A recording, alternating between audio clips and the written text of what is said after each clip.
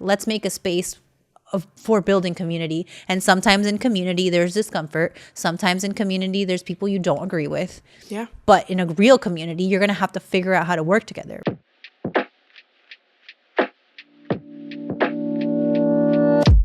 Hey, I'm Cinthya, storyteller, spiritual softie, hija de too many identities to count, and one half of this diasporic duo. And I'm Amy, creative curator, intuitive thinker, hija de inmigrantes, and this is decafSOUL. Hi everyone, welcome back to decafSOUL. I'm Amy. And I'm Cinthya. We have reached the end of our first season. We have learned so much from these past few months. decafSOUL has been a labor of love brought to you by two best friends and of course our producer WNN, along with the family and friends that have helped us along the way. Shout out to Steven! Shout out to Steven, our technical director / editor, cinematographer, producer, director. It's a few couple. It's a lot of things. He helped us Thank out, you. so thanks, Steven. Okay. So ready for this, bud?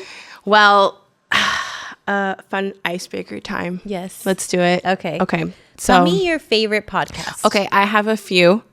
Right now, the one that I've been listening to a lot lately is Good Hang with Amy Poehler. I just watched an Really? episode with Hayley Williams, from Paramore. I have yet to watch that one, but that's on my list. That's actually the only one I've watched, which I was like, that was Really? my introduction to her podcast. 'Cause I didn't know it was a thing. She has and then some I good was like, people yeah, there. she does actually. That's why I was like, oh, this is cool. And then, but I really enjoyed the episode with Hayley Williams. Like, I thought it was so lighthearted First of all, and funny and huge like, I Paramore, was laughing Paramore the whole fans. time. Yeah. Love Paramore, love Hayley Williams. We think she's really dope. She's cool. She knows what to say all the time, and she's just very authentic. She's like awoke, Yeah, And like you for know real, what? for real. Yeah, like she's not even like performing for anybody. No, like, she's no, just, it's this is like from her herself. You know how she sang strange, not what's it called, the song that has like the strange fruit reference.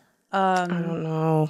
She just has this new song that came out. Is that from her new solo Yeah, album? yeah. I haven't heard that yet. Oh my god, are It's you good? kidding? It's so good. Oh, there's this one song called Glum, which I love, and then there's the other song. Oh, it's called True Believer. So Okay. the song is basically, and you know that song by Billie Holiday called Strange Fruit? Of course, yeah. Where she's like, they're in the trees Of and everything course. like that. Yeah. So she has a lot of allusions to how the South. She's from the South. Yeah. Okay. So she's like, the South will not rise again. Like, da da da da. I did It's see that really clip. Cool. Okay, And so okay. she sang on Colbert, right? Like a few Yes. weeks ago. And Yeah. like the thing was like, hey, Hayley, don't do anything super political. And Yeah, then she right. sings True Believer. And I'm like, yes, Hayley. Like, she like doesn't disappoint, which is really cool because it makes my teenage self really happy because I'm like, oh, like I didn't pick a bad one. Because like she's still good. yeah, like as the nothing years has pass, happened. like things come out from people, and you're like, damn it. Fuck, we missed out. I haven't seen that episode, but that's on my list. But Definitely watch it. if I think part of like what Amy Poehler does really well is that she's also a new podcaster. So I understood her Like fears. trepidations Like she's about, like, like, I how don't do really you know do what I'm this? doing. Yeah. Like we don't know what we're doing. And like she also has her laptop in front of her all the time. And she's like, I don't care. I'm gonna have it in front of me because that's where all my notes and questions are. Also, And I'm like Joe Rogan, who always has like 5 people behind the camera, are all on laptops. Okay, and he's so- like, but what he does is he's like, can you Google that? And they like will give him the information. He's like, look that up for me, Like and then fact check they'll that? pull up the picture, and you'll see it in like the screen for us. But what's excuse actually me. happening in real time is that it's getting pulled up for Joe and the guests too. So they have a group of people. So what we're doing when we're like on our phone and stuff, somebody's doing it for them. wild. You know what I mean? So it's like, it's actually like, it's okay that we do the thing with the phone. That's why when I started bringing my phone out, I was like, whatever, Joe Rogan has somebody do this for I agree. him. I agree. We do have our phones like literally right here and all the devices. Like, yeah, we like, need I'm not support. like texting someone. I'm like, Right. I'm like trying to fill in the void of the story that I'm trying to tell. Just add a little oomph into it. Okay, so Amy Poehler was a good one. Wait, what other podcasts? Oh my God. You know what's funny? It's like, I do enjoy Diary of a CEO a lot because That's a good one. he brings very interesting guests, and I like what he's like, where he's been leaning towards of like bringing like health related stuff to the forefront. you did tell me that. And like that has been really fun to watch and stuff like that. Sometimes I do feel like because it's such a big podcast, like the advertising and whatever. Like, I think he interviewed, like, did he interview Kamala? I don't know. He interviewed someone really big. So, like, sometimes it can feel like it's just part of the media. Yeah. But I do enjoy that he while he knows that he has such a big following, he's using it to talk about health and, like, wellness and things like that. Yeah. And, like, bringing forward, like, how he talks about his team. Really? And he's, like, he says that... Wait, is he a CEO himself? I guess of his job, of the podcast. Okay. And now it's so big. Like, each episode at least gets 1 million views. Oh, wow. Okay. It's crazy, at least. I listened to like one or two episodes, but it's on my list. Every single episode I've watched of his I've enjoyed. Like, I've learned a lot every time, even if it's not someone that I might agree with or I might enjoy, like you know, like their views or whatever. Sure. I like how he asks questions. I like how he gets into like their his mind. style. Yeah, like I really enjoy that, and it does give you the idea of, like, okay, like, this is how you, like, create a podcast that is lucrative too, while also bringing, you know, like, it's a very businessy, but it's the name. It's the name of the game, the Diary of a CEO. You know, and then he interviews different people that are like that, you know, or sometimes not. That's why the cool thing is about the whole, like, him leaning towards, like, wellness, being like, oh, okay, so he's using his platform a little differently. Like, he's not just using it to interview the biggest famous people and, like, someone that reminds me of one of my, you know, podcasts that this is weird. I'm claiming it my favorite, but I haven't actually listened to, like, one of the episodes. So funny. I'm one of those that, like, have listened to it through Instagram. Okay, clips, I gotcha. But I haven't actually listened to the podcast. Whichever, whatever, what is it? And I'm like, this is my favorite podcast. Well, I watched it a little. It's called Women in the Nude with, her name is, I think it's Sasha. I don't want to get her name wrong. Hold on. She's with Sasha Petiers. Oh, well, she's an actress, and she's probably more well known for being one of the Pretty Little Liars in that show, Pretty Little Liars. Okay. Okay, yeah. The one that got killed in the beginning, or the one that was missing. Well, she was one of those, one of the young women. But cool. But she's actually, like, she's really cool because she's. It reminds me a little bit about from Diary of CEO, where she definitely. It's called Women in the Nude podcast, and it's, like, very, like, raw, stripped, like no performance. Like, one of the things why the clips was that she has PCOS. Okay. So she had someone, like, doctors and nutritionists, come to talk about it. So that's why I was like, oh, I love this. But there were more episodes where she started talking to more, like, she talked to one of the actresses, Francia. I forgot her name, but she's a Latina actress. She's really cool. What's she in? She's in, like, she was in My Secret Life. No, not Secret Life. Just kidding. Teenage Life with Shailene Woodley, American Teenage Mom, something like that. The Secret Life of, I don't remember The Secret Life of the American Teenager, something like that. It was a crazy long title. Yeah. Well, she played, like, the villain, I guess. Or, okay. like, there was a lot of, like, lot actors that are big now. That were in that show, which is kind of cool. But anyway, so she brings in, like people in the industry who have been in the industry, who, you know, or not, or, like, just different types of people, like, with conversations. But she's so like blunt in a way, but not, I don't even know how to explain it. It's just, she brings a level of authenticity to the way she previews the questions, and then, like, at the end, you just have you feel like you have a real well-rounded conversation, and you feel like you can take it with you somewhere, and then, like, talk about it with your other friends or whatever. So it's, Women in the Nude podcast is a really good one. What's another one? Have you ever heard of Pod Crushed? Is that? So that's with three co-hosts, which I think is really fun. It's with Penn Badgley. Oh yeah, I was about to talk about that. I just didn't remember the name of it. That one's fun. My husband doesn't like Penn Badgley, like, which is so funny.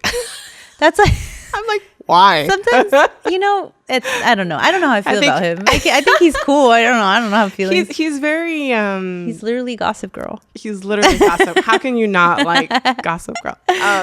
But he has a very interesting way of seeing things and talking to people. You know, That one is just like you. Like I've actually never seen a full episode. I've just always seen like clips. Oh, you mean the show? Yeah. Oh, like the Netflix No, I mean Oh. the actual Pod Crushed, whatever. Crushed, Like yeah. I've only ever seen clips and I enjoy them, but I've never listened to a full episode. I think one time I clicked one and it was like a little boring, but I think it was more so because the guest was like not boring. Yeah, really they have giving some it hit or misses. Yeah. right. Exactly. Because and that's tough too. Like as a Yeah. person that's interviewing someone, you know who I like? I know I'm like taking it. No. You know, Z-Way's. How can we not? We talk about Z-Way on a weekly basis. Because for me, it's like one of those things where it's like a comedy show. You know, she's so smart about it. Her style is so funny, so genius. Did you see her? She's like interviewed Eric Adams, and I was laughing so hard because he didn't understand her sarcasm. He was flirting with her, and she was like, okay, and then he just kept flirting, and you're like, bro, stop it. Like, you're not seeing it clearly. But I think it's very like it's smart. It's one thing to say, like people are like, why did his team approve it? Why did his team approve it? And it's like, bro, he does not care how he looks. Like he just wants to stay in the limelight. Yeah, and like at this point, like he's gotten what else is he gonna so do? slandered by everything, and he's still running. You know, he's still kicking and screaming. Funny. Love that episode. She also did one with the guy that is in jail, Santos, the congressman that ended up lying. Did you watch that one? I think I remember a clip. It's just like, I think it's like performance art, to be honest with you. It truly genuinely is. And like, I love when people either catch it or they like It takes them a second. It to, takes them a like, second, or they figure it don't out. like. It doesn't matter where the guest lands. It's gonna be good because she has this follow through, like a thorough line of like, this is how I am. This is how I'm gonna. It's truly nothing I've ever seen. Oh my god! I think The there were interview times where I style. would think like, what if we do little episodes like that? But it's like hard because You need to really find You have to someone be that like- has that, like, I don't want to say opposition, but it does feel like It's like that. a kind of the kind of rapport. topics that she presents is like she purposely lines them up as to be Yes. like, again, I don't know if I'm saying the right word, oppositional, but it does feel that way because Yeah. she's really poking the bear. I know it's like, so good, trying to and get I would them be out of so it. nervous because I'm like, no, these are my guests. I have to treat them like honored guests. Yeah. You know, like I can't be mean to them. Oh I my can't god! make Imagine them- if we did a Z-Way interview style That's with what I'm all the guests that saying. we Like, had, they'd and be they'll like, be like, "Why am what I the fuck here?" is this? And they'll like just walk out, decafSOUL. Could throw everything on the ground We and have just to be like, do that. Oh my god! no. Oh we my God, should that'd do be like so a funny. Z-Way interview with the both of us, like a test run. Okay, maybe that could be a fun thing, just to see. I'll go like first right un now. experimento. No way! I can't. I take it can't back, ask that. I can't do it. I can't do it. Cut. We can't do it. Okay, Oh my that's a God. good one too. All right. Well, All that right, was our that was a icebreaker. lot. There's a lot more podcasts, definitely, but How do you do this? you scroll up. Bro, I don't know how to use Mac because It's I've always okay. used Microsoft PCs. Yeah, it's so all right. It's not It's my okay. fault. All right. So, ooh, that's a good question. Okay, so have you ever watched a bad interview? No. No, so there was like, okay, so recently okay. Anthony Hopkins was getting interviewed The before, actor? yeah, by this Wow. guy. He's There's kooky. this is a podcast I like. It's like, I don't remember his name, but he's like for like the New Yorker, New York Times, and so like the New York Times sometimes has podcasts on YouTube that they whatever, so they're just basically like producing it. Yeah. But this guy, he's interviewed. He just recently interviewed Kristen Stewart. He was interviewing Anthony Hopkins, and Oh, I think I've seen clips of this. yeah, and he interviewed Anthony, and he was like talking about his son, and he was like, "I will not talk about that." Next question. The son or the daughter? And like daughter it's or the son? it's His like child. alleged like daughter that Yeah, he hasn't spoken to in, like, 30 years or whatever. I did see that. And so what I did see liked that. is how the like interviewer was able to kind of like walk his way through it because the actor was instead like, of like directly asking him. no, he directly asked it, but then he got that pushback of like, I will not talk about this. Like we're next question. And he was like, yeah. okay, well, I just want to explain it to you from my point of view because I haven't spoken to my father in a long time and blah, blah, blah, blah. I'm was trying to, estranged. like, make- kind of being like, hey, like, I just want to understand. And, you know, and like, And you would think that he would. he didn't really give anything, which was very interesting. But I was like, wow, like it's hard to be able to walk that line so that you don't lose your guest entirely, and then be able to kind of sort of pull them back, or at least not have them be so like annoyed by the question that they can still continue. Yeah. And I was like, that was very well done by that guy, which I wish I remembered his name.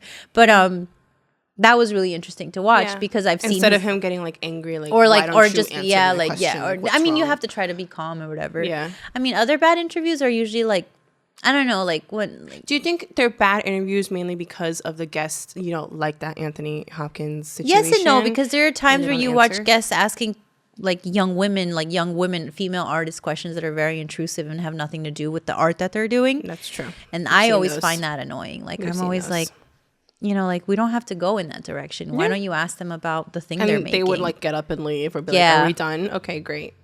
I get You it. know. I mean, I'm not an actor, but like I can get the feeling behind of like, why are you asking me this? Or like when Blake Lively was kind of mean to that lady and was I like saw that clip too. about her not being able to have kids or whatever, and she was like, Blake Yeah. Lively was pregnant at the time, and she was like, "Are There you are pregnant?" several actors that are it's influential. It doesn't have to be actors, figures that have been interviewed, and I've seen, you know, obviously we've all seen it on social media where they would be like either asking them the same type of question, Yeah. be like, how do you feel if I asked you that same question? Or Shailene Woodley is another one. Do you know who that Shailene Yeah, Woodley yeah. is? Okay, she's another one of those actors that like do that type of pushback. But That's it's cool. like, you know, why you asking dumbass questions, bro? It's tough because Shit. like I guess people just want to get a good question that will bring people's attention and stuff like that. I think that's why when we had our guests this season, I always wanted to give them like a preview of the questions or the topics that we wanted to ask them, just so that they can feel prepared, but Right. also like feel comfortable, because we had a few, you know, there was some guests on our podcast that like never did anything like this before, and some have done podcasts before, and some were just okay with it. But it's like, it's interesting to work with the different levels of guests and like their comfort levels, especially if whether you know them or you're just meeting them for the first time in your life. I know. I feel like we were always so careful with everyone. So Yeah. when I watch interviews and people are like abrasive to their guest, I'm like, oh, how could you? Yeah. I want to make you feel comfortable. Yeah, I wanna, same. You know, Yeah. so that whenever I see that, I always clock it and I'm like, wow, like. See, that we can't do a Z-Way interview because she's just like, I want to make people feel uncomfortable. Yeah, I guess like that's her thing, bro. That's her thing. Oh man, bro. Okay. Ooh, you want to ask that? What inspired the creation of decafSOUL? Oh my God. What did inspire the creation of decafSOUL? Well, I guess for me, I just got laid off from my job. That's the beginning of many stories. I just got laid off, and it was a great job. But, you know, obviously the financial times, you know, couldn't support. And I was definitely one of those, like, what do they say? Last one in, first one out type of situations. Yeah, because it wasn't just me. Thing? Yeah, it's a thing. Okay. Yeah, it wasn't just me. It was like a couple other people that got like laid off from the job. And so I was obviously feeling like down, very upset, very like feeling like a failure. Like, oh my God, I can't believe this was my first time getting laid off. You know, so it was just a lot of feelings happening. And I knew that I was a creative soul, a creative person. I'm like, I got to do something. Like, no one's like getting back to me. And I used to think it was my fault. And I'm like, oh my God, this is horrible. And then I'm hearing a lot of people saying it's not you. It's literally the job market right now. It's the times. It's the times. And it's also like, And I'm like, not to say where you're working at, but like it was like a nonprofit, right? Like sort of. oh yeah, nonprofits are always the first to go. So yeah, that's what I'm saying. Always So it's first to like- go. But you know, it's interesting for you to say, like, people have like, why would you feel some type of way about being laid off? Like, it's not you. Do you know what I mean? It was the company. Of course. I think it's because when you It's not like being fired because you did something wrong. for sure. So I think it's just like, it's the unexpectedness of being laid Okay, off is yeah. what, like, definitely like that first blow, like, oh my God, like I didn't see this coming, Right, truly. for sure. But then it's like the next feeling that I think I got was I worked so hard for nothing, you know? So then it's like that sort of starts to sit in a bit. And it's like, then you have that, you know, reevaluation period. Like, is this the career that I really want to pursue? Do I need to be looking at different fields of different industries? You know, like what's really going to help me get that stability? Because I knew for one thing is that I love what I do. Yeah. Maybe I just needed to sort of redirect that to a different environment or different place, which I thought I found, but joke's on me. So I just kind of like, so anyway, that's one of the reasons why for me, I wanted to start the podcast. Also, you came to me with the idea in the first place, which I was and then like, we also had like joked around for so long about maybe having a podcast for a long time. But it just kind of came to fruition because we had the space and you had the time and I had the time because I work night shifts. Yes. And so like it just kind of it worked out. And I think both of us were longing for like creative outlets to be able to talk about the things we love, to be able to give a platform to the people we see doing great things, you know, and like it all just kind of not magically, you know. Yes, magically. No, yes, it's like magically. It all happened at the time that it was supposed to happen, and that's just the beauty of life. Yeah. Like we think that things are late all the time. We think that we're not receiving things, and we're like, oh, I'm not at the right place, and then all of a sudden, what you've been dreaming of for 10 years happens in 5 months. You know what I mean? And that's actually, I feel like that's life all the time. You know, you wait for things to change, and then nothing changes, and then all of a sudden everything changes. You know, I feel like I've had that experience happen to me a few times in my life where I'm like, oh, this is stagnant. And then without me thinking or realizing, everything has changed. Right. And so it was awesome that all of the things kind of fit together like this beautiful puzzle at the right time. You know, not that I want you to be laid off or want you to feel like any type of way. That part sucks, you know, and that kind of insecurity of life sucks. But it does. It is nice to be able to kind of funnel your energies into something. Exactly. That's what. So what the reason, you know, I never saw the podcast coming, but now thinking up to this point, thinking about it, it literally saved my creative life. Truly, because you were like, let's just go to corporate, let's sit in an office, whatever. People have been telling me, they're like, why don't you try for corporate? Apply for corporate. I'm like, I don't know if I can do that. Like, I'm so you would get a job probably quickly. Probably, but I just, for whatever reason, I'm just so in love with community work. Yeah. And that's also kind of a big theme in our podcast too.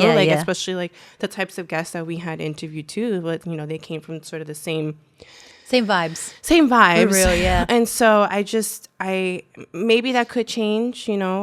Once I taste the corporate juice, maybe, but like, I don't know. I think like if your body and mind and soul are telling you like, I belong in this world and I'm going to find a way to make a space for it, maybe you should just listen to that, you know? And I know it's hard because like money and stuff, and you're like, oh, like I need to make money. And that's where we all end up falling, you know? Like I didn't think I was going to be working at a hospital as a nursing assistant. I know, man. Or, well, you know, and so, but life happens and then you're like, Cynthia's about to do great things, y'all. So thank you. So like, there's a lot of big changes happening. A lot, yeah. And it's like, but I don't know. It's nice to be able to have something for yourself because this does feel like ours. Like there's work and there's life and then there's this thing that we can get to create, you know? And like I felt like I really missed that. And I had just like decided that I wasn't like going to happen. Like I had like that was it. But I was like,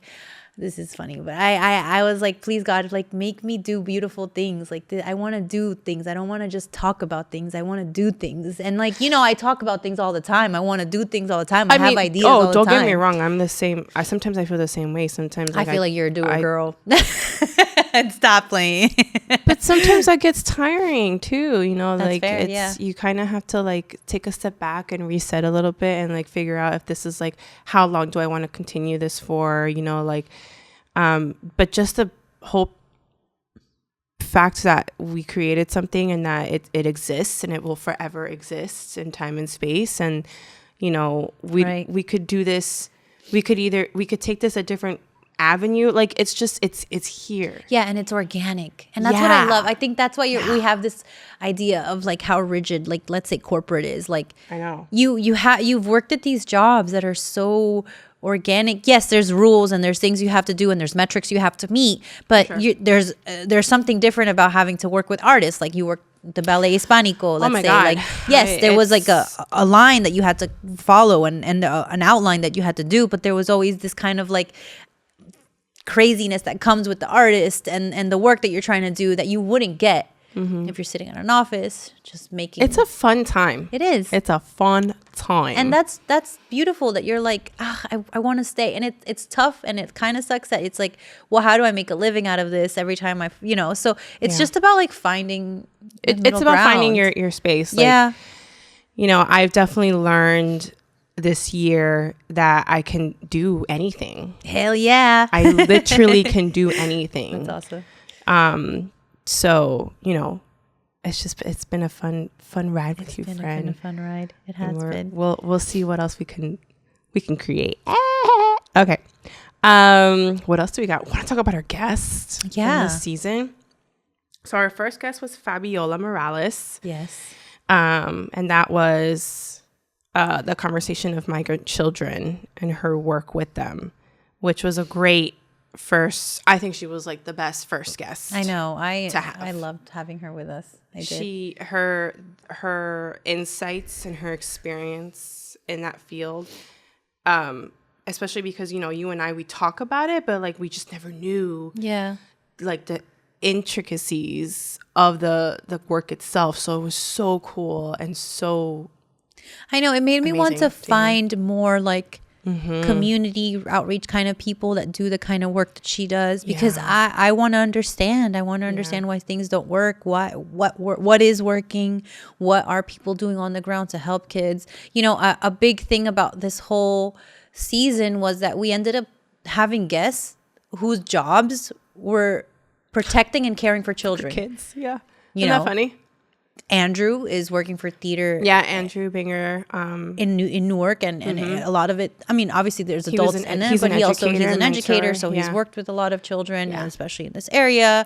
Kayla is a social worker working for the Boys and Girls Club in Newark. So it just kind of, it happened organically that we have these guests that are in this kind of line of work, and they're all very different lines of work, but they all have a thorough line of let's take care of the kids.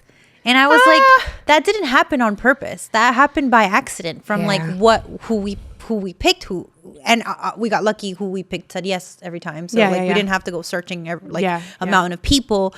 Well, it was also very intentional picking the guests that we did, but it was funny that it ended up being in that direction, and I was like, yo, this is for the kids. Like, this is for the kids. decafSOUL is for the kids. Yeah, like, no, for real. Because, and you know what? They are a minority that is underrepresented, and like, yeah, girl, I want to talk about them. Like, for me, I was like, wow, like, let's keep finding more people. Let's figure out how to help. Let's figure out, like, that's what this also kind of got me into, like, wait, let's put all these people together in a room. Let's have conversations together. Like, then the ideas start flowing. Wild, but I just thought how wonderful that's how that kind of happened by accident in a way. Yeah. Obviously the guests were intentional, but I didn't think that was a thread. Yeah, until it happened, and I was like, wait. It actually ended up being like that. These are I my love people. when that happens. Though, yeah, and I was like, yeah, let's talk about the kids. You think it's one thing, but then it turns out to be something else. And Fabiola, Fabiola was really cool because although I am an immigrant child and you're a child of immigrants, like I really appreciated her talking about how like we don't always understand how their mind works. How let's say like they want to work. Yes. They think of themselves as adults because they've been either parentized. What's that word when it's like you become parentified? Yes, I don't know what it is, but I do know what it is. So like they either they act like the parents, they have to make money, especially if they're boys, and like maybe sometimes like the way that this country is supposed to treat children doesn't really work with what they need to do, and like how do we respect that and show them some sort of middle ground? Like I hadn't thought of that until she was speaking to us. Yes. One thing that I learned and it stuck with me was that one thing she had said about kids that come here that, you know, look for these types of refuge or resources, but in actuality we're like stopping them from getting to their goals of why they're here that in had the been first something place. I didn't think about. Me you know, either. I was like, And yeah, let's just help them. Yeah. But that's kind of the problem sometimes with, I'm just saying the white savior, but I'm not the white savior. Sure, but like, sure. Yeah. that's kind of what ends up happening, that like we want to help, but we aren't thinking about the full picture. Sometimes help doesn't look like what you think it's supposed to look like. So that's something else that Andrew had said in his episode in the realm of education and schools and in, you know, theater programs or whatever that he had mentioned. But one thing that he also said that was very similar to what Fabiola said was that we have to give students and kids the chance to learn for themselves. You know, we can only help them and guide them as much as we can, but it's like a double-edged sword, right? Like we can't do that and then also tell them what they have to do. Like, it just didn't make any sense. I know, it's tough. So it's like, similar but different. How do parents do it? Yeah. And Kayla said the same thing. Yeah, in that's her what I'm episode, saying. too. It's Like, crazy that there was this thorough line with all the guests. I feel like she was more specific in the sense of like the children's well-being. Yeah. Like with their emotionality to things and how they're able to comprehend a lot of the situations and that we should listen to them. into. Yeah, like, and we should hear them out and right, like how not they see assume. it. Yeah, like how very they interesting. maybe their big problem isn't the big problem that you're trying to address. Yes. Maybe their big problem is something and else. how like empathy was so vital in like in when she was explaining like when she's in a room with a child and like talking to them and having these like conversations and talking to them like the age that they are instead of like talking to them like a baby, you know. So it was I love that communal thread that all of our guests had in their episodes. But one guest that, you know, she was fun, I really enjoyed hers, was Rebecca. Yes, I was gonna say, well, Rebecca was different, but Rebecca's it was wonderful because it was just like about something that we love, like movies and spooky things and scary things, and that was really fun because it was different, and she was doing something that she loved. Yes, you and know, I love that. And it's like, damn, like, and you cool. can see it in her face. Yeah, when she's of talking how, about like, it, like and lit like, up she was of like, you know, talking about like what are your favorite like movies or your horror films, and then I don't know nothing about paranormal investigation except for like the TV shows, right. It's like to actually talk to someone that who's is in there and trying to figure it out. And you like, know, like it's how even she evolved. She was like, no, at first I didn't know what I was doing. At first I was scared of this thing. At first I was this, and then as time passes, and it's like, oh, that's so cool. Like, you know, curiosity is what brought her there. And curiosity was keeping her there. She's like, no, I want to see more. I want to learn more. I want to keep investigating. And I was like, yes, girl. Like, cool. And now she's coming out with her book, and I'm ready to read that book. It's about Freehold, right? Yeah, it's about Freehold, and that's one thing that impressed me a lot with her too, is that, you know, she's from Freehold and she has a wealth of knowledge of the town that she grew up in. Yeah, and that was because it was brought on by like the paranormal business that she owns, and then a lot of that is tied in with the actual history, you know, like a lot of she's like low-key a historian. Yeah, she's so literally that's pretty badass, and that's pretty cool too. Something that we also really love. So it's just, we're such nerds. But it's great that she was able to bring in a real life perspective of the things that she's interested in and passionate about, and now she gets to like do it in share it in a different form. Yeah. So that's cool too, which I'm all about, you know, whether it's a podcast or a book. We should write a book. Let's write a book. About what? About us. This. Our life story. We're very interesting. Gosh. You know, I used to be like, you know, people tell you like, oh, you have to live a little before you can actually like write a story or whatever. And I'm like, I don't believe that. No, now I think that my stories now would be better than they were like 10 years ago. I do believe that. God, yeah.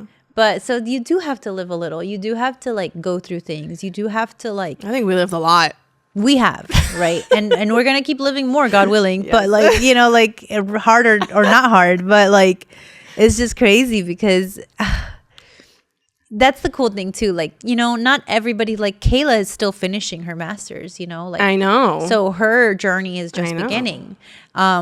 Yeah, that's Andrew, so cool for too. example, has been doing it for a long time. Yeah. You know, and so, but then still they had this thorough line of like, no, when we speak to kids, we have to listen to them. When we're working on community, but we also have to humble ourselves as adults. Yes. Because, you know, sometimes we're wrong about the way we do things. You know, they both had that kind of like, hey, like, no, we have to listen to them. We have to like kind of let our egos down and Yeah. like work with them. And I was like, yes, like, because that's the thing about kids. Like, we're entrusted to take care of them, but we don't always know what we're doing as adults. So Yeah. it's like, Because we ourselves are learning too. yeah, and there could be mistakes made along the way.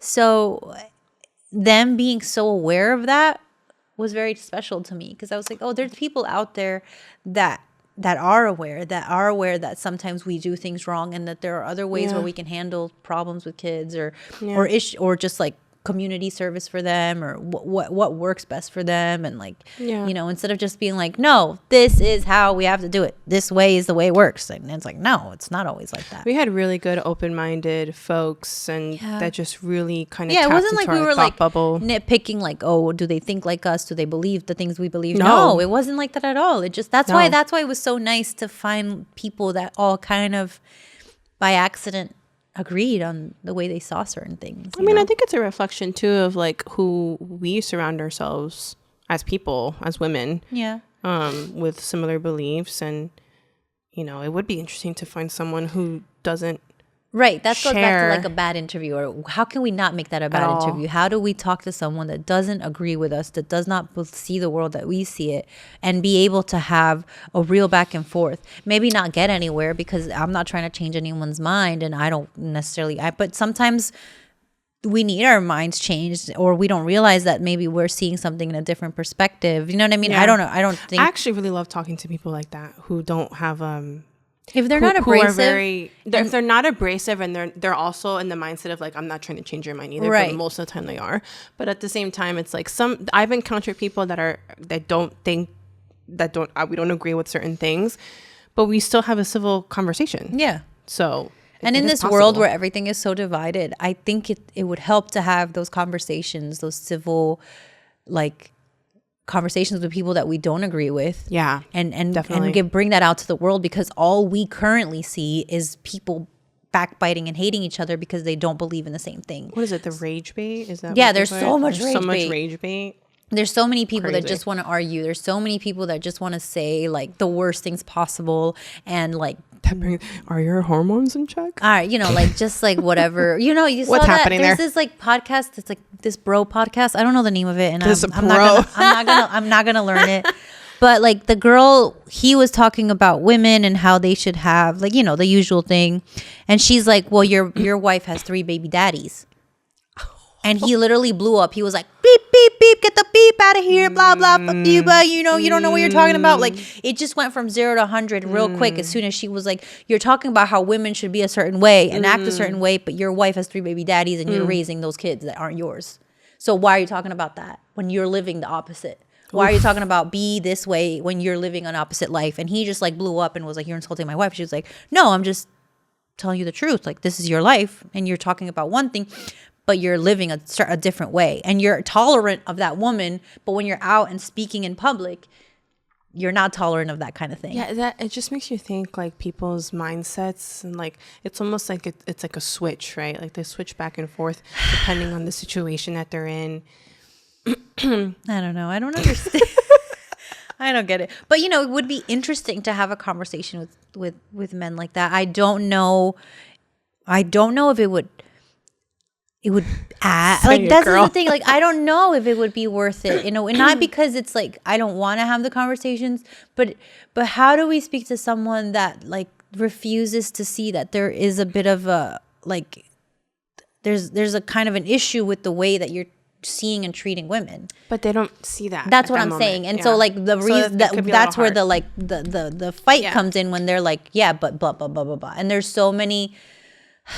It could be difficult to, but it would be a test, right? To see if we would be able to test keep to ourselves, to us, sure. And to be able to keep the civility, and to be able to get to somewhere where we can come. Like maybe it sounds crazy, but like be able to be like, okay, well, we disagree, but I can understand that maybe I have been dehumanizing a group of people because I didn't understand or I saw life a certain way, you know. But it's like, who's gonna agree to that? Who's gonna say like, oh yeah, you're right, I have been doing this wrong way, like, or maybe, and then I'm like, oh, maybe I'm doing something wrong. Like I always am, like I'm always a devil's advocate for myself, even if it doesn't make sense, because. But that's just me. That's just how I am, you know. And sometimes That's funny because I'm in my head. I'm like, I'm right, you're wrong. No, I'm like, maybe. No, I mean, there's bad things that people shouldn't say or do. Yeah, 100%. But there are times where I'm like, well, how did you get to that? That's really the question. That conclusion, I feel like instead of point, trying to change anyone's mind, I would like to be able to be like, how did you get there? Yes. Let's pick your brain until we understand how you got there. That's it. I don't want to change your mind. I have a few people that we can probably bring. You know, and just like kind of like, let's talk about it. Like, hear me out. This is how I see the world. I know that you see it a certain way. This is just my perspective.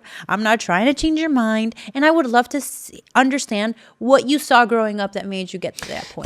That brings me to, this is actually this segues very beautifully into our next question was, who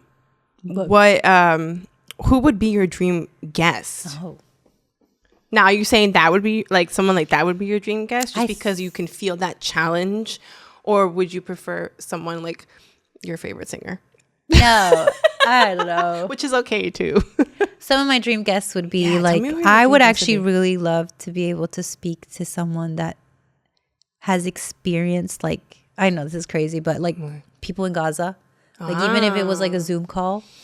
You know who's people in Gaza, but would you extend that to people who are very much like in like that have a huge following, or like organizers, community organizers, yes. because that's a very like interesting situation. And like, hold on, I think I have her name, but that would be really fun. I think I would enjoy that a lot. She was a dream guest of mine, and I think she's in like the tri-state area, but I'm not fully sure. Ooh. Oh no.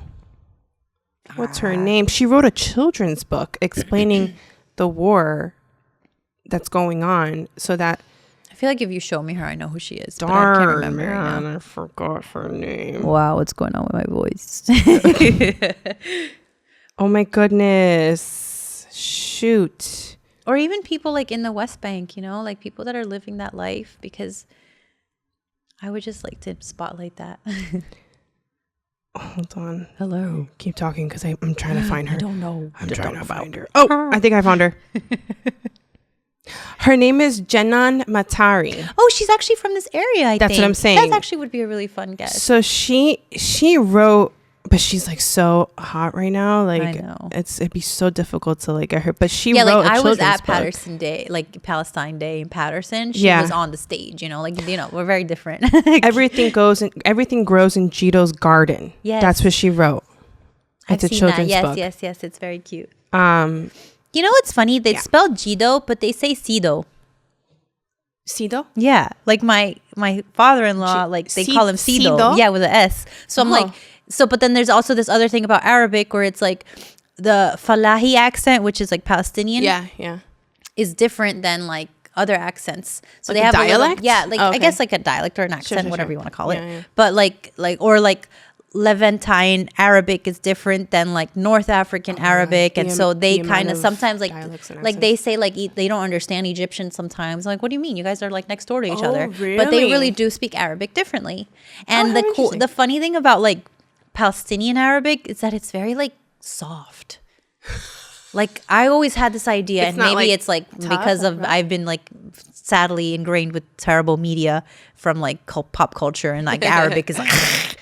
But it's not. It's not. You know, especially Levantine Arabic is very like, like it's very soft. It's melodic. It's very and I remember when I went over there and I was listening to them and I was like, why do they sound so beautiful? Like it sounds so soft. And I was so in my head, I always had this like, Arabic is you know, and it's not. It's actually not.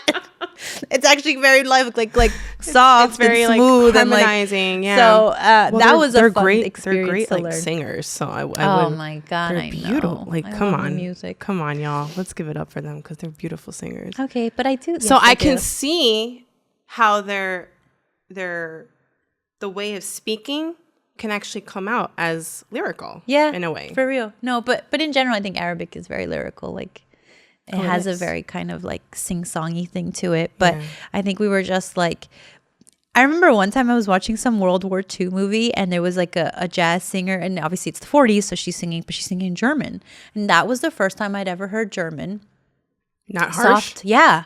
And I was like, whoa. It's a very rough. Because, you know, in our brain, we're used to hearing what we see in the movies, blah, blah, blah. And I'd never heard it like soft and melodic and whatever. And I was like, wow, it's so different. So maybe part of my reason to I understood the languages in a certain way because I had seen them in the media a certain way. But then when you start to kind of dig into the actual culture of the world, let's say like I've been like knee deep in Palestinian world, right? I'm like, oh, okay, waist deep even. Like, this is different than what I thought it was, right? And so, but yeah, that's a cool dream guest. I really like that. Yeah, especially because she's like nearby too, because, you know. She's from this area. And her brother is like big on like the music industry in that world. And like, yeah. He makes like Palestinian music and stuff like that. Yeah, she's definitely a dream guest. One that I have, and I know you know who she is. And again, I don't want to say her name wrong because mad respect to these beautiful people. Zoraida Cordova. She is the author of the book that you read.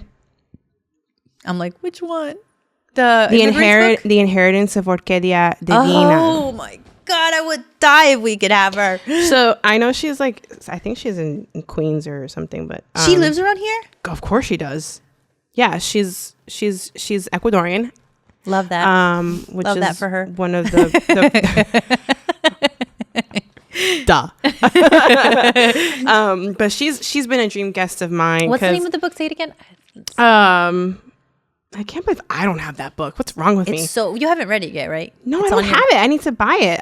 The Inheritance of Orquídea Divina. The Inheritance of Orquídea Divina. If you're into, what's the word? Like post-magical surreal. What's the word that you Magical realism. Post-magical surreal. Post-magical realism is a new genre, everybody. I'm making stuff up right now. So her book is so awesome because it makes like Ecuador magical. And I'd never in my head felt or experienced Ecuador through this magical lens. You know, I have like Harry Potter or whatever, you know, I'm obsessed with those things, Charmed, and I grew up with that. And it was the first time when I read that book that I was like, Ecuador is magic. Like, you know what I mean? Like, that was so cool. Should I read the premise of the book? Yeah, please. Okay, so the Montoyas are used to a life without explanations. They know better than to ask why the pantry never seems to run low or empty, or why their matriarch won't ever leave their home in Four Rivers, even for graduations, weddings, or baptisms. But when Orquídea Divina invites them to her funeral and to collect their inheritance, they hope to learn the secrets that she has held on to so tightly their whole lives. So, yeah, that's definitely on my list, but I think she's definitely a top dream guest of mine because she just felt. But you definitely would have to read the book first before we have her. I'm talking sure. Like, yeah, we're gonna. She has other books too. I know, right? Like, stay tuned for next. It's a dream. But she's cool because I feel like she would probably understand like a lot of like our vibes and communal efforts of the things that we're doing. God, and she's Ecuadorian, so bro. Cool. Like, there's not. When I was little. Yes. Side story. I remember this distinctly. I was like in kindergarten, maybe a little like just turned probably 5 or something. And you know how there's a certain age when you're a toddler or a kid where life just sort of turns on for you. And so you sort of start to like, it's no longer like waking up and like playing. Yeah. You develop consciousness. You develop consciousness. Yeah. So my first development of consciousness was realizing that I'm Hispanic. Oh, interesting. I can't remember mine. Isn't that a little weird? I'll never forget it. How old were you? Do you remember? I think I was like 5. Okay. Right? I don't know. Yeah. But I remember I was very young and I realized that like, oh, I live in this city where there's a bunch of kids But a lot of the kids were either Puerto Rican or they were like, remember when like Colombian, like Latinos were only Puerto Rican or Mexican in America? Dude, like it was a lot of them lived in like Elizabeth. I know. There was just so many, like there was a huge Puerto Rican population in Elizabeth. Then they like moved to Florida. And then now it's like a lot of Colombians but a lot of Colombians. But when I was little, there was still like a good chunk of like a lot of the community like in my classrooms was heavily like Puerto Rican or like but no one was from Ecuador. Huh. Yeah. And for the longest time, I've always felt like I was the only kid that was from Ecuador. That's crazy. Because now it's like they're everywhere. And now they're everywhere. Ecuadorians are everywhere now. And now it's like the restaurants, the trends, the dances. I'm telling you, it went from like it was only like Mexican food, and then Colombian food started to take over, and now we're everywhere. Like there's all types of Latino food, like Salvadorian food, Cuban food. Exactly. And anyway, to my point was because to the point was like when I was young and like for the better half of my life growing up, I just like I never had that Ecuadorian influence, and in my adult life, I find this amazing author who you really haven't read yet. I know.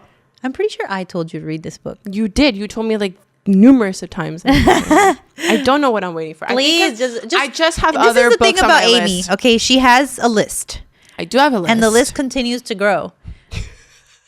And sometimes I'm like, Amy, just please put this book on the top of your list. Please just put this one at the top. Please put this show at the top. I know it's like you have so many. See, you can't sit here and say that I'm a doer because. But so I'm a doer in a different way. Like I ingest media like it's like I'm getting paid for it. I wish I was paid for it because I would just, and it's not even, that's why sometimes I'm like, okay, yeah, my screen time might be high, but I'm literally learning. Like I don't care about anybody's live. I'm not over here on your Instagram trying to figure out what you're doing. I don't care about clothes or looking pretty or whatever. I'm always just like learning new things. It's because you're an Aquarius. Oh, I guess. Is that a thing? Yes.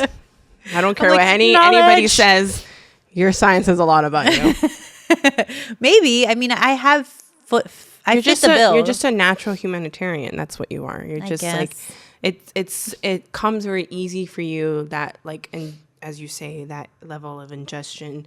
Because you're just a philosophical person, and and I'm just like, damn, she's like on the next level. I'm like a fun fact girl. Fun fact. Fun fact. Yeah, you're like one of those. Have you seen those memes or those social medias where like a family goes on a historic trip somewhere in Europe, and you always have that one person that's like, this is what happened in 1596 and yada yada yada yada. When it's like that voiceover where she's like, the Egyptians thought that dying was like, and then you're like, I'm just trying to enjoy the view. Like, bro. I'm just trying to take a good selfie. Quiet. And I'm like, yeah, but here's where this person died. Didn't you know that this person died here? That's Cinthya. She'll ruin the moment for you with, or like, actually not this person died, but actually they committed mass genocide here. Did you know that? No, I'm like, dead ass. Yeah, that's me. I love it. Oh my God. Okay, so what were we talking about? Oh, our dream guests. So, okay, those are pretty good dream guests to have.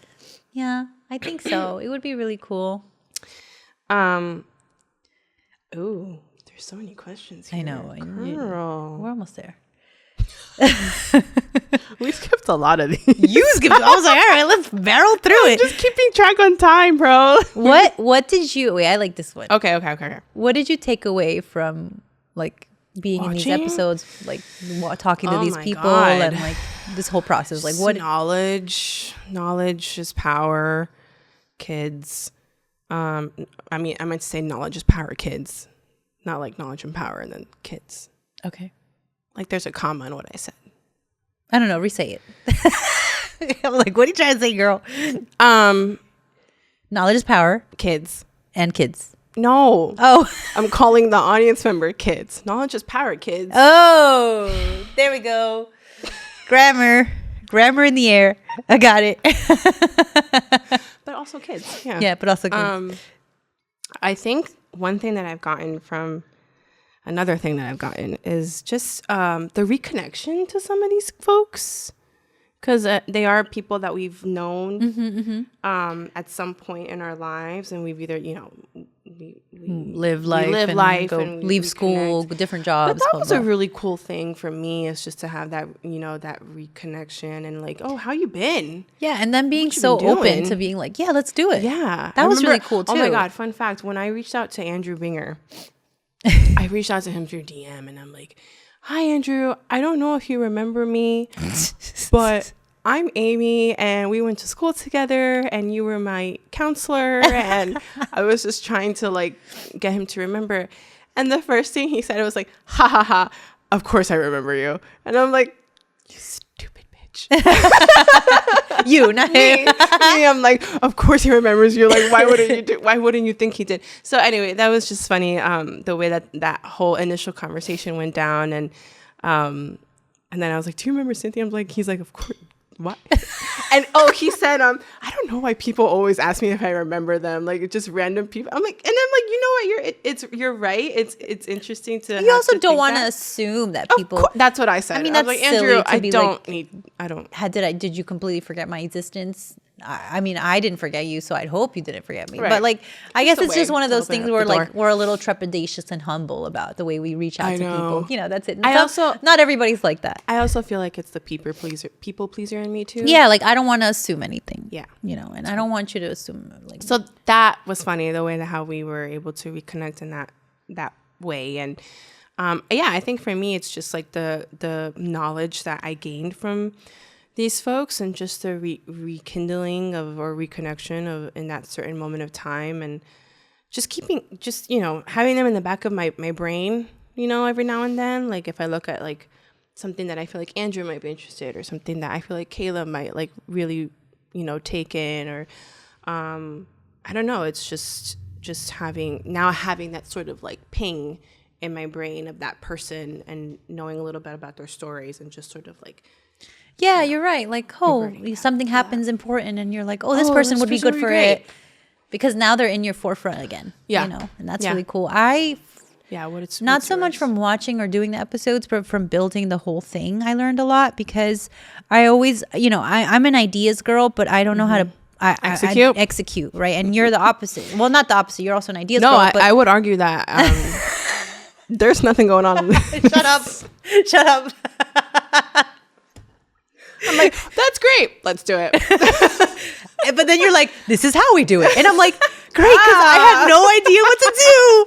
Thank you so much. Yeah, no. there's actually a name for us, but I don't remember what it is. But yes, you are very much an ideas girl. So like that was really cool to see how we could build something and learn how to build it. I agree. Because, it started from nothing. Yeah. And it's like, we're so different too. I know, it's true. So different. But that's a good thing. No, it is a good thing because it works. It's also not a good thing. But it works much better now because we understand each other better. Yeah. I think before we would kind of be at odds because you'd be like, what the hell? And I'd be like, you're being intense. But you'd be like, you're not intense enough. Like, please wake up, Cinthya. Like, you know what I mean? Like, so now it's like, you understand how I am and I understand how you are because it's been like over a decade and I think it's great that we were able to figure it out. Yeah. I think so too, but that also, I think maybe that comes with growth as being an adult and being like 100%. People are different. We have 100%. to understand. Like when you're younger, you just kind of be like, I don't know, like people, when we're younger, we just want to be like, you're dumb or you don't get it or la, la, la. But which now we have done before. We've yelled at each other in the street. So, yes. So it's like one of those. We've grown. Yeah. It's like our frontal lobe is closing. It is fully formed. So that's really nice. But no, I really, I'm really grateful for the opportunity to have learned how to put something together, to understand that there's like so many facets to it, and we're still like we're probably just scratching the surface, to be honest with you. But oh my God, yeah, because we're just kind of flying by the seat of our by the handle. How does that? By the handle, by the seat of the handle. I totally made that up, guys. I thought it was by the seat of our pants. See, that's something that's literally not what it is. Like, I can't remember. We're very forgetful people. No. I'm noticing. It's just more like It's like so much terms. going on. There's a lot of those terms. Yeah. And I'm like, I always get them wrong. Like, it's kind of funny that we get them wrong. Like, I'm like, that's flying by the though. seat of our. I'm pretty sure that a lot of our viewers are probably like, that's wrong. There's so many times when I'm like rewatching the episode, I was like, oh, I said that wrong. You're like, oh no, I can't take it back. I sound dumb. And then I'm like, it's not my fault. This isn't scripted. That's so sad. Oh my goodness. Whatever, man. We're old women. Going so with it. Hey, no, we're not old. Hey. We have a whole life ahead of us. I refuse to be old yet. Okay. Woo. Oh no. What's that? Okay. Why do we? So decafSOUL is a funny thing, right? Because people are like, what does it mean? Every single person that in my life has asked me what it means, Really? And I've been like, had to explain it. I got a lot like, what is it about? And it was kind of hard for me to explain that. Yeah, that too. Still is. Okay, so wait, what was your thing? Why people don't ask like Penn Badgley why they called it pod crushed? So I don't know. I guess maybe because people knew us. And it was like a smaller thing, so they were asking us instead of just like taking it in, like just take it in. It is what it is. Yeah, it's beautiful. Don't question it. And you like it. I know you like it. So just enjoy it. Like, shut up. And I know you like it. It's a cool name. Oh my God. Okay, so do you feel like decafSOUL is the name is misunderstood? Is that what you're asking? I don't know if it's misunderstood. I think people are wondering what it means and then some people will be like, so like, do you only drink decaf? And I'm like, no, I actually don't drink decaf. Like, I would have to become sick or something to drink decaf. All right. You sent me this. I did send you this. So this is why this is really important to us, having this podcast. Talk about it. You read them out. So there was a post that I saw that there was a really good statistic over how out of 592 of the top podcasts on Spotify, only 6.6% of the top 100 had a woman of color behind the mic. You want to read the next stat? Because that's crazy. Across the top 100, 35% female host to 64% male host. So out of the 500, the top 100, the majority were male hosts. Mm-hmm. Next. So 22.3 hosts of color to 77.1% white people. Yeah. Wow. I did send this to you, yeah. People of color versus... So it's like... And then almost 2/3 of the podcast didn't feature a single female guest. Yeah. And then I remember you were like, oh my God, we're doing the work. And I'm like, we are. We are doing the work. We are doing the work. We're one of the... And it's kind of cool to be like... But there are a lot of podcasts like ours that don't... Maybe they aren't big popular or whatever. This is the top 600 podcasts on Spotify. Yeah. But it's crazy to think that... by people, because they're popular by who listens to them, right? Mm-hmm. It's not like they, whatever. And then some of them are kind of like funneled through like bigger corporations, so they get more traction. That's also part of the reason why they're popular. Some of them just become popular because people end up liking them. But it was interesting to see, because I thought it was like, I don't know, in my head, I thought it was pretty 50-50. Do you know what I mean? Me too. I don't know why, but I didn't think like, there was this disparity in the podcast world. You know what's funny is that when we first started the conversation of having the podcast, I'm like, oh my God, everyone has a podcast, right? Like everyone, there's so many. But then again, no one we know, right? No one we know. So maybe not. So it's like you have this notion, right? You have this idea that like you're going to be part of like a huge, which we are. But in reality, if you really get down to the numbers and the specificities of like who we are and how we identify, it's not that much. No, and then like let's bring it back down to like, okay, how many are Muslim hijabis? Oh my God. Very small amount. Also because like, you don't always, like there's this kind of like idea, we don't want to be out in the world. We don't want to be perceived. We don't want to be seen a certain way. Yeah. Yeah. Women, even in a burqa, will be sexualized. So like that's also, there's a reason why there's less hijabis on podcast, and sometimes we feel like we have to be a little careful about what we say or what we're talking about or who we're talking to. But I want it to be like, I don't want to limit You know what I mean? Like, I don't, because there's so much we can talk about and so much we can do. And it's wonderful to be able to see people that look like me. Like, whenever I see someone that looks like me in a space where I normally don't see someone that looks like me, it's very, like, it's nice. It's exciting. It's like, oh, there's more of us. Like, you know, and it's like, I don't want to like take over or anything, but it's nice to feel like you're not alone, right? So, and like, what about an Ecuadorian hijabi revert? You know what I mean? Like, God. there's so like, there's just so many identities that are so different from one another that, you know, whether they're out there doing the same type of medium platform that we are or something different.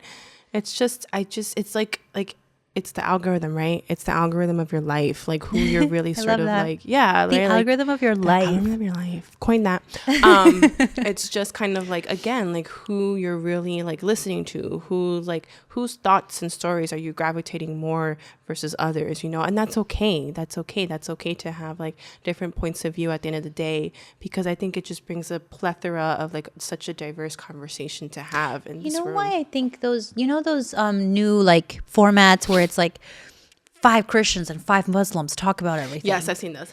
And, you know, or anything like 5 ultra right versus 5 ultra left, you know, like this kind of like, which is back to what we were talking about, like, what would it be like to have someone that doesn't see our views? And those kinds of formatted videos get so much traction because people want to hear the two things get dished out. Whether that's like people looking for the drama, right? Yes. That's like one thing. Big or they're wanting to hear from someone that, you know, probably is on the opposition side. And it's like, oh my gosh, finally someone that can like speak out the way that I've been trying to speak out. Right. So I feel like there's so many different reasons as to why people tune in to get that amount of views and likes and engagement. And at the end of the day, it really is just open conversation. It is. Although did you watch the one with Mehdi Hassan where he was like Mehdi Hassan and 50 ultra rights? I think. No, I know exactly what that is. But actually, you know what's the craziest thing about that episode is that I feel like it was a foreshadowing for where we are right now and in what direction we were going. Because there's this one part where this one of the people he's debating, because it really wasn't a debate. They were like, "You're wrong. Leave this country. You don't deserve to be here." And he was like, "I thought we were gonna have an open and smart conversation, and it actually wasn't like that.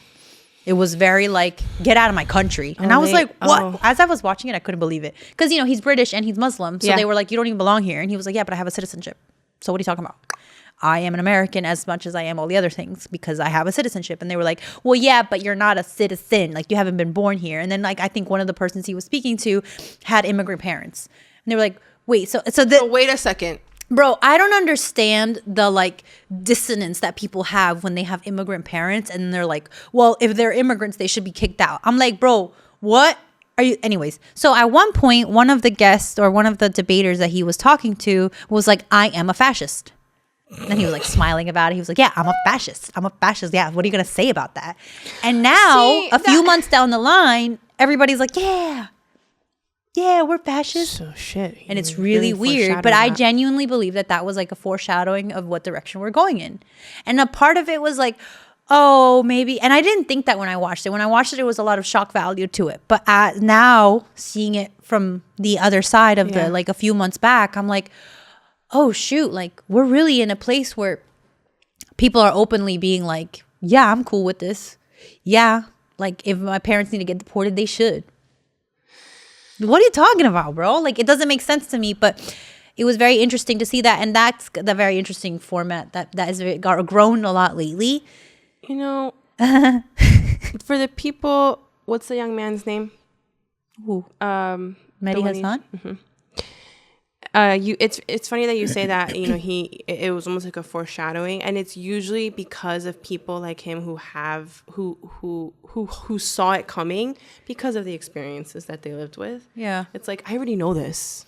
I already know what's happening. Yeah. It's just, I know it's gonna take a minute for people to catch up to what's actually gonna happen. Maybe because it's just not being openly talked about. So that's what I'm saying. Like, people like this young man who created, or people like us who create a certain type of platform, it just, no matter how many views or likes or whatever, besides the point, it just needs to reach one person to be able to be like, I get what they're saying. Yeah. So I'm gonna go with that flow.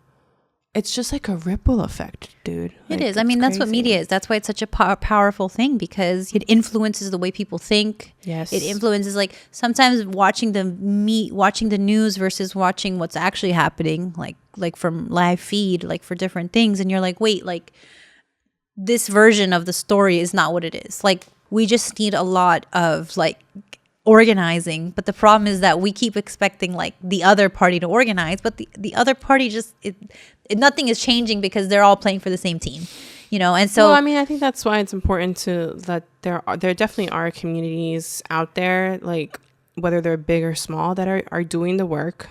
I think obviously word of mouth and like having a huge like online presence these days really is beneficial, right? Because it causes people to want to join. It's not realistic to actually causing change. Right, exactly. And that's the thing where we've gotten stuck. I think as on our side, we've gotten stuck on the like social media and let's change is good, be good, instead of like, it's a narrative. How do we create the change? What do we do to, and I don't know. There are definitely people that feel the same way, and that I feel like they are taking steps and measures to do that, whether that's like in political circumstances or just like in their own like communities.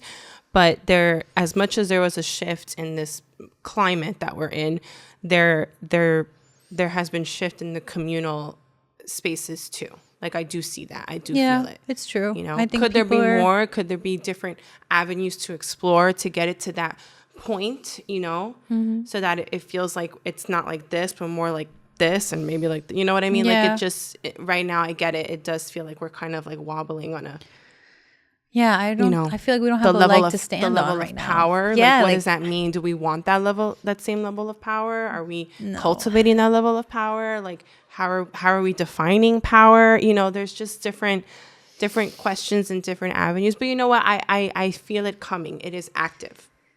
It's the change. You mean like not barreling through? There's a shift towards happening. Fascism. But there is. I think there's something else that has to come. 100%. Maybe we're in that. It gets worse before it gets better type.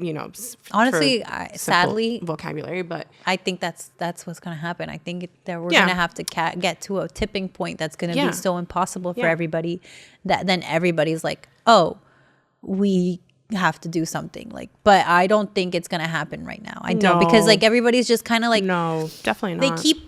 I feel like when you're on social media, it feels like there's a lot of people being like, we have to do something, but nobody knows what to do. Everybody's on comments being like, well, something has to change. The cost of living can't be $100,000. But remember, okay? I think a lot of that change has to come within you. Like, you can't just wake up and decide like, we have to change this because I need to change it for other people and this whole community. It has to start with, I want to change things for myself, because if you're not in that headspace of like first dealing it with yourself internally, then how the hell are you going to help everyone else? Yeah. What are certain ideas that come from your mindset that's like, okay, well, if I feel like I can be okay with it, if I can do this thing that I'm setting myself up to do and I do it, then that means that I can do it 10 times harder for the other people around me. Yeah, I know. I think it's like but it is a thankless job to try and change things, girl, and try to do good, sometimes. Maybe in the next lifetime. Who knows? Maybe this lifetime, whenever. We'll see what happens. But yeah, like, listen to more female podcasts, guys. Yeah. Look for them. Bring up those numbers. Women talk about great things. We have great things to say. And like let's create more community. Like, let's create more spaces for the people that do good in our community. I think that was something I really took away from this. Is that, do you feel like you did good?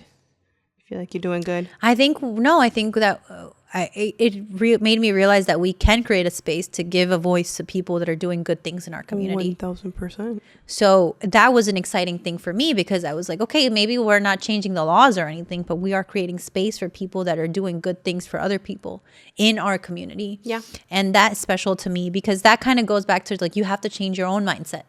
I feel like I can't do anything. Nothing is changing. Okay, well, this is a very, very small thing. And it's very like lighthearted, and it's not going to change the world. But at least I'm giving space to the people that are doing good things. I think it's also really important to know too that it's a celebration. I think joy is joy and kindness can reach so far.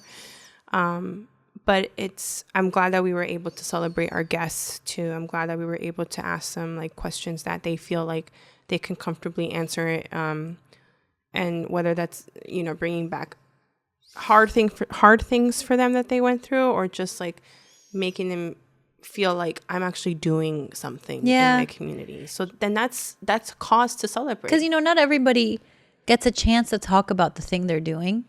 And they don't like, and that's really special too, because you're like, no, you're special. Like you're doing something really cool and the world should hear about it. Yeah. And maybe it's 100 people, maybe it's 1,000 people, but at least someone is hearing that you're doing this cool thing, because maybe one out of those 100 people is going to be like, oh, I can do this too. It just takes one. Oh, I can help my community out in this way as well. Yeah. Oh, I can also, and like, we don't, obviously everybody wants to reach bigger numbers, but sometimes it's not about how many numbers, it's like how and what people are listening to and how it's impacting them. Yeah. And like, I'd rather impact one person than have 1 million people see something that is vapid and has nothing. You know what I mean? Like that for me is real. Like that, I'm very aware of that. Like, and you're right. We are intentional about who we pick, and it's not about picking people that think and see like us, because I'm so open to talking to people that don't think and see like me. But it is intentional of like, let's make a space for building community. And sometimes in community there's discomfort, sometimes in community there's people you don't agree with, but in a real community you're gonna have to figure out how to work together, right? Like, and so like that's important to me, and being able to kind of show that. What's something funny? My mom is a very disarming person, and she'll talk to anyone and she'll get like a whole life story out of them. And I remember being really young and being like, Mom, you can't just ask people these things. like what makes you think that it's okay to ask them about their childhood trauma? And she's like, no, Cinthya, like people like to talk about themselves. They do.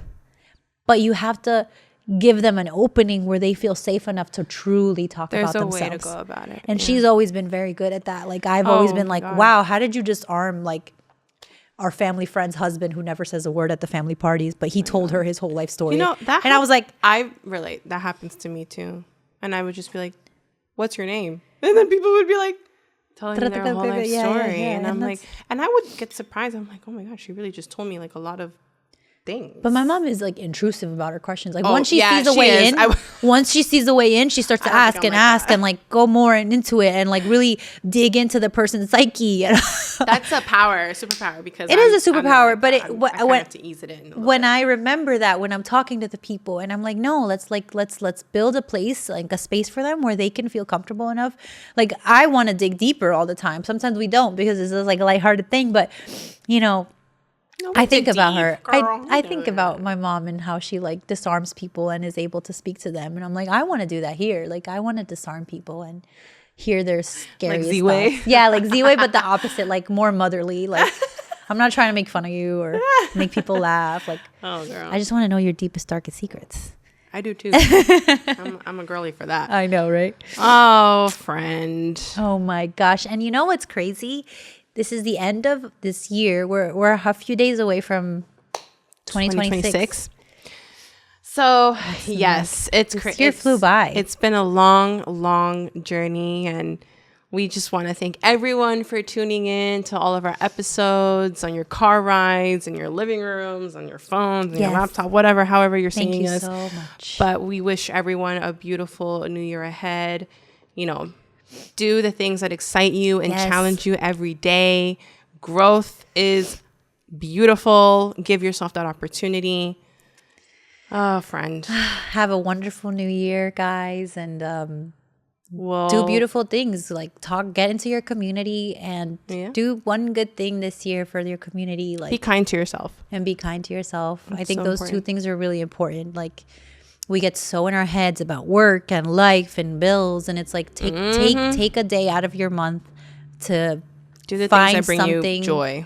Yeah, and find joy in building community and working with your community and giving back. Like find joy in that, because there really is like there's some sort of peace in being like, oh, like I did a little bit today, and I hope that if anybody's watching this, that they do it. They do something. They find something to do. If they have never done a community service, if they've never gone to some sort of soup kitchen, like do it. It's so fun. It's so fun and it's And special. if you can't get to that level, then like we were saying, like do something for yourself. For yourself first. too, yeah. You know, you'll get to wherever you need to get to. Bye, y'all. Thank you for watching Decaf Soul. Bye. Decaf Soul is produced by WNN World News Network. Follow us at Decaf Soul Podcast on Instagram, YouTube, and Spotify. New episodes every Friday.